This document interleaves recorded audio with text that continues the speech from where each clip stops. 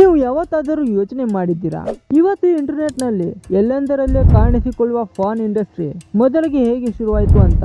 ಇದು ಇಷ್ಟು ದೊಡ್ಡ ಇಂಡಸ್ಟ್ರಿ ಆಗೋಕೆ ಕಾರಣವೇನು? ಇವತ್ತಿನ ಈ ವಿಡಿಯೋದಲ್ಲಿ ಇದನ್ನೆಲ್ಲ ಸರಳವಾಗಿ ತಿಳಿದುಕೊಂಡು ಬರೋಣ. ನಾನು ಈ ವಿಡಿಯೋ ಮಾಡೋಕ್ಕೆ ತುಂಬಾ ಕಷ್ಟಪಟ್ಟಿದ್ದೇನೆ. ದಯವಿಟ್ಟು ವಿಡಿಯೋಗೊಂದು ಲೈಕ್ ಮಾಡುವ ಮೂಲಕ ಸಪೋರ್ಟ್ ಮಾಡಿ. ಪ್ರಾಚೀನ ಕಾಲದಲ್ಲಿ ಫಾರ್ನ್ ಅಸ್ತಿತ್ವ. ಫಾರ್ನ್ ಇಂಡಸ್ಟ್ರಿ ಅನ್ನೋದು ಹೊಸದಲ್ಲ.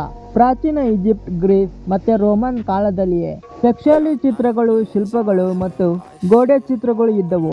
ಭಾರತದಲ್ಲೂ ಖಜುರಾಹೋ ಮತ್ತು ಕೊನಾರ್ಕೋ ದೇವಾಲಯಗಳ ಶಿಲ್ಪಗಳು ಸೆಕ್ಷುಯಲ್ ಆರ್ಟ್ ಎಷ್ಟು ಹಳೆಯದು ಅನ್ನೋದಕ್ಕೆ ಉದಾಹರಣೆಯಾಗಿದೆ. ಆ ಕಾಲದಲ್ಲಿ ಇದು ಎಂಟರ್ಟೈನ್ಮೆಂಟ್ ಅಲ್ಲ, ಜೀವನದ ಒಂದು ಭಾಗ ಅಂತಲೇ ನೋಡಲಾಗ್ತಿತ್ತು.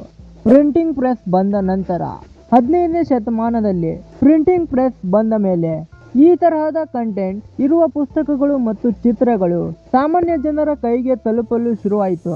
ಆದರೆ ಇದನ್ನ ಸರ್ಕಾರ ಮತ್ತು ಧಾರ್ಮಿಕ ಸಂಘಟನೆಗಳು ಇದನ್ನ ಇಮೋರಲ್ ಅಂತ ನಿಷೇಧ ಮಾಡೋದಕ್ಕೆ ಶುರು ಮಾಡಿದವು. ನಂತರ ಫೋಟೋಗ್ರಫಿ ಮತ್ತು ಸಿನಿಮಾ ಯುಗ. 18ರ ಕೊನೆಯ ಭಾಗದಲ್ಲಿ ಫೋಟೋಗ್ರಫಿ ಬಂದಾಗ ಮೊದಲ ನ್ಯೂಡ್ ಫೋಟೋಸ್ ಹೊರಬಂದವು. 1896ರಲ್ಲಿಯೇ ಮೊದಲ ಎರೋಟಿಕ್ ಶಾರ್ಟ್ ಫಿಲ್ಮ್ಸ್ ತಯಾರಾದವು. ಆದರೆ ಅವು ಅಂಡರ್ ಗ್ರೌಂಡ್ ಆಗಿ ಸರ್ಕ್ಯುಲೇಟ್ ಆಗ್ತಿದ್ವು.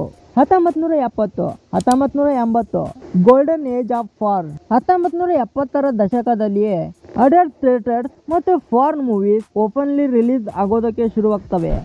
1972ರಲ್ಲಿ ಬಂದ ಡೀಪ್ ಥ್ರೋಟ್ ಅನ್ನೋ ಸಿನಿಮಾ ಫಾರ್ನ್ ಇಂಡಸ್ಟ್ರಿ ಮೇನ್ ಸ್ಟ್ರೀಮ್ ಆಗೋಕೆ ಕಾರಣವಾಯಿತು. ನಂತರ VHS ಮತ್ತು DVD ಬಂದ ಮೇಲೆ ಫಾರ್ನ್ ಮನೆ ಮನೆಗೆ ತಲುಪಿತು.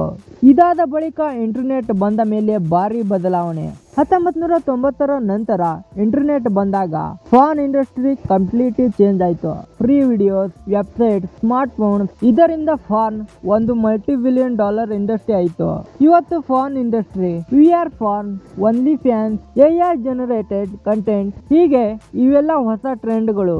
ಆದರೆ ಇದರ ಜೊತೆಗೆ addiction, mental health, relationship problems, ಹೀಗೆ ಹಲವಾರು ಸಮಸ್ಯೆಗಳು ಕೂಡ ಹೆಚ್ಚಾಗಿವೆ. ಫಾರ್ನ್ ನೋಡೋದು ಪ್ರತಿಯೊಬ್ಬರ ಚಾಯ್ಸ್, ಆದ್ರೆ ಅಡಿಕ್ಷನ್ ಆದ್ರೆ ಜೀವನದ ಮೇಲೆ ಕೆಟ್ಟ ಪರಿಣಾಮ ಬೀಳುತ್ತೆ. ಫಾರ್ನ್ ನೋಡೋದು ತಪ್ಪೇನಲ್ಲ, ಆದ್ರೆ ಅದೇ ಅಡಿಕ್ಷನ್ ಆದ್ರೆ ತುಂಬಾ ಕಷ್ಟ. ಈ ವಿಡಿಯೋ ನಿಮಗೆ ಇಷ್ಟವಾದ್ರೆ ಲೈಕ್ ಮಾಡಿ, ಶೇರ್ ಮಾಡಿ ಮತ್ತು ಚಾನೆಲ್ನ ಸಬ್ಸ್ಕ್ರೈಬ್ ಮಾಡಿಕೊಂಡು ಸಪೋರ್ಟ್ ಮಾಡಿ. ಮುಂದಿನ ವಿಡಿಯೋದಲ್ಲಿ ಇನ್ನೊಂದು ಟಾಪಿಕ್ ಜೊತೆ ಸಿಗೋಣ.